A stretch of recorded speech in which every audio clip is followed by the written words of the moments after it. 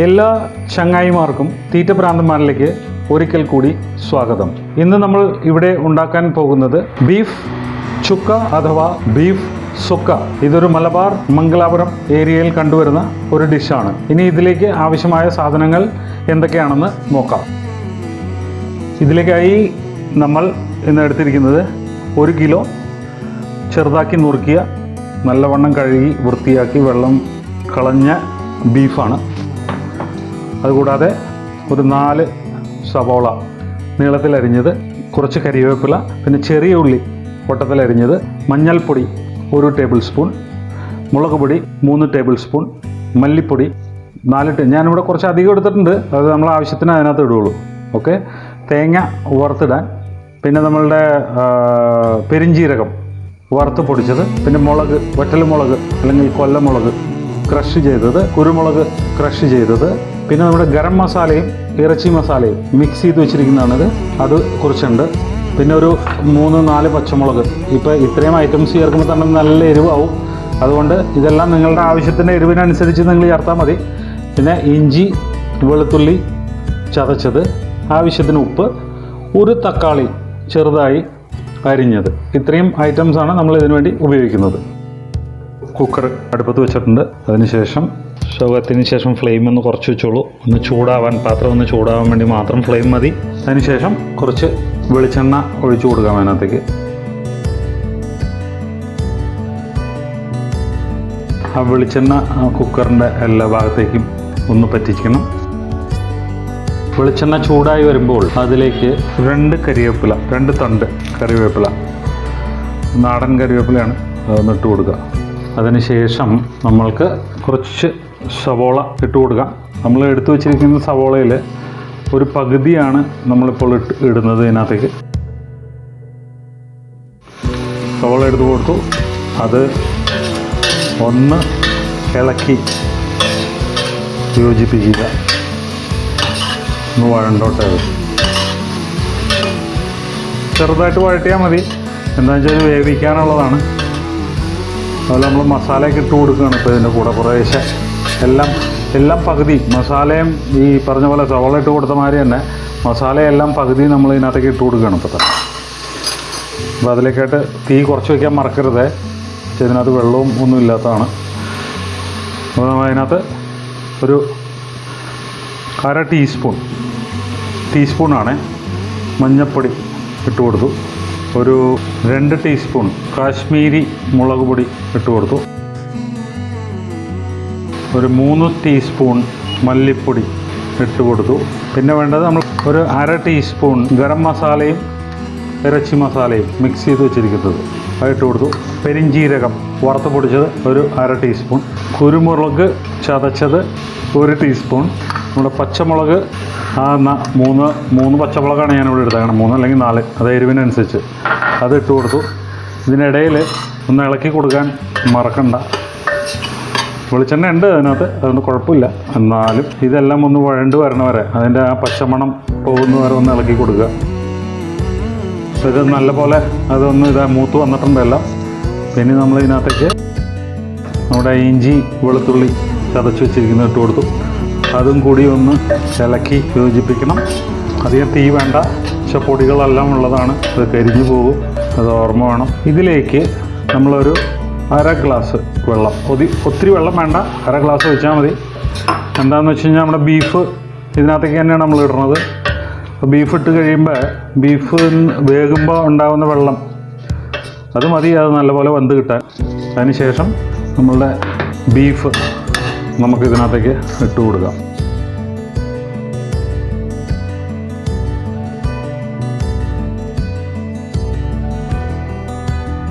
അങ്ങനെ നമ്മൾ ബീഫ് ഇതിനകത്തേക്ക് ഇട്ട് കൊടുത്തു ഫുള്ളായിട്ട്. ഇതെല്ലാം കൂടി ഒന്ന് ഇളക്കി യോജിപ്പിച്ച് കൊടുക്കാം. നല്ലപോലെ ഇളക്കി യോജിപ്പിച്ച് കൊടുക്കുക. ഇതെല്ലാം നല്ലപോലെ ആയിട്ടുണ്ട്. ഇനിയാണ് നമ്മൾ ഉപ്പിട്ട് കൊടുക്കുന്നത്. ഒരു ടീസ്പൂൺ ഉപ്പ് ഞാൻ ഇട്ട് കൊടുത്തു. പിന്നെ നമുക്ക് വേണമെങ്കിൽ ചേർക്കാം, ആ ഉദ്ദേശത്തിലാണ് ഞാൻ അങ്ങനെ ചെയ്തത്. ഒന്നുകൂടി നല്ലപോലെ ഇളക്കി യോജിപ്പിച്ചു. കുക്കർ നമ്മൾ അടച്ചു വെച്ച് പിന്നെ ഒന്ന് വേവിച്ചെടുക്കാം. അത് ബീഫിൻ്റെ സൈസ് ഇതനുസരിച്ചിട്ടാണ്. മൂപ്പുള്ള കൂടിയ പോത്തൊക്കെ ആണെങ്കിൽ നമുക്കൊരു 5 വിസിൽ അല്ലെങ്കിൽ ഒരു 4 വിസിൽ. ഞാനിപ്പോൾ ഇവിടെ ഒരു 4 വിസിൽ എടുക്കണുള്ളൂ. 4 വിസിൽ അടുപ്പിച്ചു. അത് കഴിഞ്ഞിട്ട് ഫ്ലെയിം കുറച്ച് വെച്ചു. പിന്നെ ഒരു 10 മിനിറ്റിന് ശേഷം സ്റ്റവ് ഓഫ് ചെയ്തു. ഇപ്പോൾ ഏകദേശം ഒരു എല്ലാം കൂടി ഒരു 20-25 മിനിറ്റ് ആയിട്ടുണ്ട്. ഇനി നമുക്കിതൊന്ന് ഇതിൻ്റെ പ്രഷറൊക്കെ പോയിട്ടുണ്ട്. നമുക്കിതൊന്ന് തുറന്ന് നോക്കാം. ഇതൊന്ന് ഇളക്കി കൊടുക്കാം നമുക്ക്. ഇതാ നല്ല മണമൊക്കെ വന്നിട്ട് വെള്ളമുണ്ട് നല്ലപോലെ. ഈ വെള്ളം നമ്മൾ സ്റ്റവ് കത്തിച്ചിട്ട് ഇതിനകത്ത് തന്നെ ഇട്ടൊന്ന് വരട്ടിയെടുക്കാം. ഞാൻ സ്റ്റവ് വീണ്ടും ഒന്ന് കത്തിച്ചു കൊടുക്കുകയാണ്. അതൊന്ന് തിളച്ച് വറ്റണം അതിനകത്ത് കിടന്ന്. ഞാനിതൊരു മീഡിയം ഫ്ലെയിമിലായിരുന്നു വെച്ചിരുന്നത്. അപ്പോൾ നല്ലപോലെ വറ്റി വരണ്ട്. ഇനി അധികം പറ്റിക്കണ്ട നമ്മൾ, എന്ന് വെച്ചാൽ ഇത് ഇനിയും നമുക്ക് തേങ്ങയൊക്കെ ചേർക്കാനുള്ളതല്ലേ, അപ്പോൾ പറ്റിക്കോളൂ. ഓക്കെ, അപ്പോൾ ഇത് സിമ്മിലേക്ക് ആക്കി നമ്മൾ ഈ കുക്കർ, ബീഫ് ഇരിക്കുന്ന കുക്കർ നമ്മളിവിടെ അടുത്ത സ്റ്റൗവിലേക്ക് മാറ്റി വെച്ചു. അതിന് ശേഷം ഇനി നമുക്ക് തേങ്ങ വറുത്തെടുക്കാം. അതിനകത്തേക്ക് നമ്മൾ കുറച്ച് വെളിച്ചെണ്ണ ഒഴിച്ചു കൊടുക്കാം. കുറച്ച് വെളിച്ചെണ്ണ ഒഴിച്ചു കൊടുത്തു. സ്വല്പം മതി. ഒരു 2 കരിവേപ്പില ഒന്നിട്ട് കൊടുക്കാം. കരിവേപ്പില ഒന്ന് വാടി വരുമ്പോൾ തേങ്ങ ഇട്ട് കൊടുക്കാം. ഇനി തേങ്ങ ഒന്ന് വറുത്തെടുക്കണം. അത് നല്ല ബ്രൗൺ നിറമാവണ വരെ വറുക്കണം. അതൊന്ന് ഒരു തേങ്ങയാണ് ഇവിടെ എടുത്തേക്കണേ. അപ്പോൾ ഇത് ഏതാണ്ട് ഗോൾഡൻ ബ്രൗൺ നിറത്തിലേക്ക് വന്നിട്ടുണ്ട്. ഇതിലേക്ക് നമ്മളൊരു 1/2 ടീസ്പൂൺ കാശ്മീരി മുളക് പൊടി ചേർത്ത് കൊടുക്കുക. ഒരു കളർ കിട്ടാൻ വേണ്ടിയിട്ടാണ്, വേറെ ഒന്നുമില്ല. അത് വന്നിട്ട് ഒന്നുകൂടി അവനെ ഇളക്കി യോജിപ്പിച്ച് നമുക്ക് സ്റ്റൗ ഓഫ് ചെയ്ത് കൊടുക്കാം. ഏതാണ്ടായിട്ടുണ്ട്. ഇനിയിപ്പോൾ ഇതിൻ്റെ പാത്രത്തിൻ്റെ ചൂട് കൊണ്ട് അവൻ ഒന്ന് ശരിയായിക്കോളും. ഓക്കെ, അപ്പോൾ ഞാൻ സ്റ്റവ് ഓഫ് ചെയ്യാണ് ഇവിടെ. ഓക്കെ, അപ്പോൾ നമ്മൾ ഒരു ചട്ടി അടുപ്പത്തേക്ക് വെച്ചിട്ടുണ്ട്. ചട്ടി ചൂടായതിന് ശേഷം കുറച്ച് വെളിച്ചെണ്ണ ഒഴിച്ച് കൊടുക്കുക. കുറച്ച് ഉള്ളിയൊക്കെ വഴട്ടാനുള്ളതാണ്, അപ്പോൾ അതനുസരിച്ച് വെളിച്ചെണ്ണ ഒഴിച്ച് കൊടുക്കുക. വെളിച്ചെണ്ണ ഒന്ന് ചൂടായിക്കോട്ടെ. ചൂടായി വരുമ്പോൾ നമുക്ക് 2 തണ്ട് കരിവേപ്പില അതിലും ഇട്ട് കൊടുക്കുക. ഇതൊന്ന് കൂട്ടി വെച്ചോളുക. കരിവേപ്പില ഒന്ന് മൂത്ത് വരുമ്പോൾ നമുക്ക് ഈ ഇഞ്ചിയും വെളുത്തുള്ളിയും കൂടി ബാക്കിയുള്ളത് അതൊന്നിട്ട് അങ്ങ് മൂപ്പിക്കാം.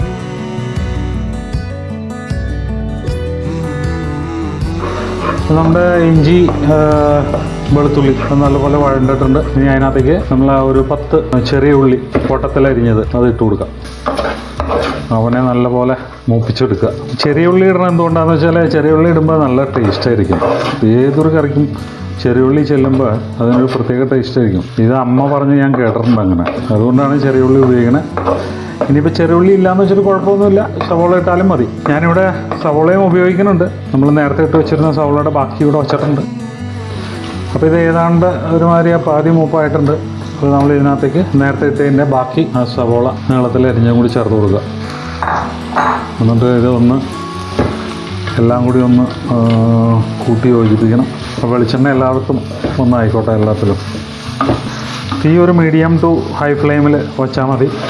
സവോള ഒന്ന് പെട്ടെന്ന് വഴണ്ട് വരാനായിട്ട് കുറച്ച് ഉപ്പ് ചേർത്ത് കൊടുക്കുക. നമ്മൾ ഓൾറെഡി ബീഫിലൊക്കെ ഉപ്പിട്ടിട്ടുണ്ട്, അതുകൊണ്ട് ഉപ്പ് നോക്കി ചേർത്താൽ മതി. ഇതൊന്ന് വഴറ്റി എടുക്കാം. അപ്പോൾ ഇതൊരു പാതി മൂത്തിട്ടുണ്ട് ഈ ഉള്ളിയെല്ലാം. നമുക്ക് തീ ഒന്ന് കുറച്ച് വയ്ക്കാം മസാല ചേർത്ത് കൊടുക്കാനായിട്ട്. ആദ്യമായിട്ട് നമുക്ക് നമ്മുടെ മഞ്ഞൾപ്പൊടി ഒരു 1/2 ടീസ്പൂൺ ചേർത്ത് കൊടുത്തു. കാശ്മീരി മുളക് പൊടി അത് നമ്മൾ ഇത്തിരി കൂടുതൽ ചേർക്കേണ്ടത് ഈ സമയത്ത്, എന്താണെന്ന് വെച്ചാൽ കളറൊന്ന് കിട്ടാൻ വേണ്ടി. മുളക് വറുത്ത് പൊടിച്ചത് അതൊരു 2 ടീസ്പൂണാണ്. പിന്നെ നമ്മുടെ ഗരം മസാലയും ഇറച്ചി മസാലയും കൂടി മിക്സ് ചെയ്ത് ഒരു 1/2 ടീസ്പൂൺ. ഈ പെരിഞ്ജീരകം പൊടി അതൊരു 2 ടീസ്പൂൺ കൊടുക്കും. എന്നുവെച്ചാൽ പെരിഞ്ജീരകം ബീഫിനകത്ത് വളരെ അത്യാവശ്യമായ ഒരു ഘടകമാണ്. അതിൻ്റെ കൂടെ നമുക്ക് കുറച്ച് മല്ലിപ്പൊടി 1 സ്പൂൺ ഇട്ടോളൂ. 1 ടീസ്പൂണാണ് ഇട്ട് കൊടുത്തു. ശേഷം നല്ലപോലെ ഇളക്കി ഈ പൊടികളുടെ എല്ലാം പച്ചമണം പോകണം. സിമ്മിലിട്ട് തന്നെ ചെയ്താൽ മതി. ഇത്രയായി. നല്ലപോലെ മൂത്തിട്ടുണ്ട് പൊടികളെല്ലാം. അപ്പോൾ ഇതിനകത്തേക്ക് നമ്മൾ ആ 1 തക്കാളി ചെറുതായിട്ട് അരിഞ്ഞത് അത് ചേർത്ത് കൊടുത്തു. നല്ലപോലെ ഇളക്കുക. ചട്ടി ഇത്തിരി പ്രശ്നമാണ്, അതുകൊണ്ടാണ് അവനിങ്ങനെ ഇളകിക്കൊണ്ടിരിക്കുന്നത്. തക്കാളി നല്ലപോലെ വഴണ്ട് വരണം. നമ്മളിത് വഴണ്ട് വന്നിട്ട് നല്ലപോലെ നമുക്ക് ഇതിനകത്തേക്ക് നമ്മൾ വേവിച്ച് വെച്ചിരിക്കുന്ന ബീഫ് ഇട്ട് കൊടുക്കാം. ഗ്രേവിയൊക്കെ ഇങ്ങോട്ട് പോന്നോട്ടെ അതിനകത്തേക്ക്. ഇതൊക്കെ കിടന്നിട്ട് ഇതുമായിട്ടങ്ങ് വറ്റണം. എന്നിട്ട് ഇത് നല്ല പോലെ ഇളക്കി യോജിപ്പിക്കാം. ഫ്ലെയിമൊന്ന് കൂട്ടി വെച്ച് ഒന്ന് ഡ്രൈ ആക്കാം. നല്ല മണം വന്നു തുടങ്ങി, വിശപ്പ് കയറി തുടങ്ങി ഇത് മണം വരുമ്പോൾ. ഓക്കെ, അപ്പോൾ ഇതുകൊണ്ട് ഏതാണ്ടൊക്കെ ഡ്രൈ ആയി വന്നിട്ടുണ്ട്. ഇനി നമുക്ക് നമ്മുടെ മെയിൻ ഇൻഗ്രീഡിയൻ്റായ ഈ തേങ്ങ വറുത്തത് അത് ചേർത്ത് കൊടുക്കാം. ഇതാണ് ഇതിൻ്റെ മെയിൻ കേട്ടോ.